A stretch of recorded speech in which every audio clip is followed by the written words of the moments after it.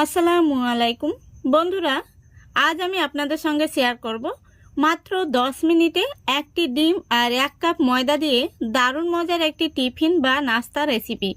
এই নাস্তাটি আপনারা ঝটপট বানিয়ে নিতে পারবেন শুধুমাত্র একটি ডিম আর 1 কাপ ময়দা দিয়ে।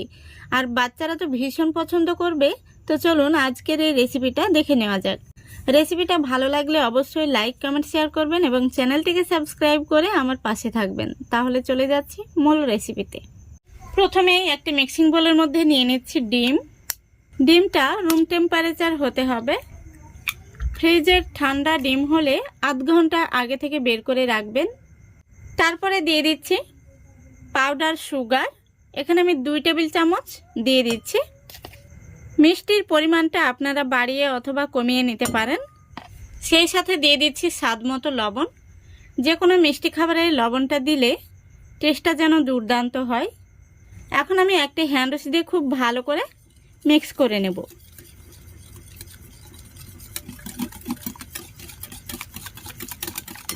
দেখুন খুব ভালো করে আমি মিক্স করে নিয়েছি। এখন এর মধ্যে দিয়ে দিচ্ছি 10 টাকা দামের 1 প্যাকেট গুঁড়ো দুধ। এই গুঁড়ো দুধটা দেওয়ার কারণে নাস্তাগুলো কিন্তু অনেক টেস্টি তৈরি হবে। গুঁড়ো দুধটা দেওয়ার পরে আমি আবারও খুব ভালো করে মিক্স করে নিচ্ছি। খুব সুন্দরভাবে গুঁড়ো দুধটা মিশিয়ে নিয়েছি। এখন আমি এর মধ্যে দিয়ে দিচ্ছি 1 চিমটি মতো বেকিং পাউডার। বেকিং পাউডারটা কিন্তু খুব বেশি দেয়া যাবে না, নইলে নাস্তাগুলো অতিরিক্ত ফেটে যাবে। বেকিং পাউডারটা দেওয়ার পরে আমি খুব ভালো করে মিশিয়ে নিয়েছি। এখন আমি এর মধ্যে দিয়ে দেব 1 কাপ ময়দা। ময়দাটা আমি আগে থেকে চেলে নিয়েছি, অবশ্যই চেলে নিতে হবে। এবার হ্যান্ড উইস্ক দিয়ে আস্তে আস্তে এইভাবে ময়দাটাকে মেখে নিতে হবে। কিছুক্ষণ মেখে নেওয়া হয়ে গেলে এখন আমি হ্যান্ড উইস্কটা তুলে নেব। তারপরে হাত দিয়ে খুব সুন্দর করে একটি ডো মেখে নেব। তো বন্ধুরা দেখুন আমি ডোটাকে খুব সুন্দর করে মেখে নিয়েছি। ডোটাকে কিন্তু রেস্টে রাখার কোনো প্রয়োজন নেই। এখন আমি হাতটা পরিষ্কার করে নেব, তারপরে নাস্তাগুলো শেপ দিয়ে নেব। তো বন্ধুরা আমি হাতে একটু তেল মেখে নিয়েছি। এখন আমি নাস্তাগুলো তৈরি করে নেব। এইভাবে আমি কিছুটা পরিমাণে মিশ্রণটি নিয়ে নিয়েছি। এখন তালুর মধ্যে নিয়ে খুব সুন্দর করে গোল করে নেব। গোল করে নেওয়া হয়ে গেলে আমি সামান্য প্রেস করে একটু চ্যাপটা করে নেব। একটি নাস্তার শেপ আমি দিয়ে নিয়েছি। ঠিক এইভাবেই আমি সবগুলো নাস্তা শেপ দিয়ে নেব।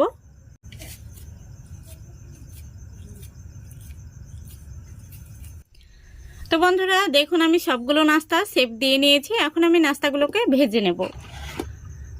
তো এদিকে দেখুন নাস্তাগুলো ভাজার জন্য আমি গ্যাসটা অন করে আগে থেকে তেল গরম হতে বসিয়ে দিয়েছি। আর তেলটা কিন্তু ভালো মতো গরম হয়ে গেছে। এখন আমি তেলের মধ্যে কয়েকটি নাস্তা দিয়ে দিচ্ছি।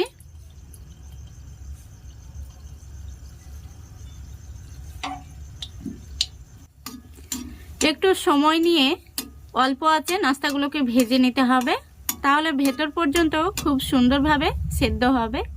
নাস্তাগুলো দেখুন একটা সাইড হালকা কালার এসছে। তো আমি নাস্তাগুলোকে একটি একটি করে উল্টে দিচ্ছি। তো বন্ধুরা এই নাস্তাগুলো বানাতে খুব বেশি সময় লাগে না। হাতে 10 মিনিট সময় থাকলে আপনারা ঝটপট বানিয়ে বাচ্চাদের টিফিনে দিতে পারবেন। বাচ্চারা ভীষণ মজা করে খেয়ে নেবে। নাস্তাগুলোকে আমি আবারও একটু উল্টে দিচ্ছি। এভাবে উল্টে পাল্টে একটু লাল লাল করে ভেজে নিতে হবে। দেখুন নাস্তাগুলো আমার ভাজা হয়ে গেছে। এখন আমি তেল থেকে তুলে নেব। দারুণ একটি কালার এসছে।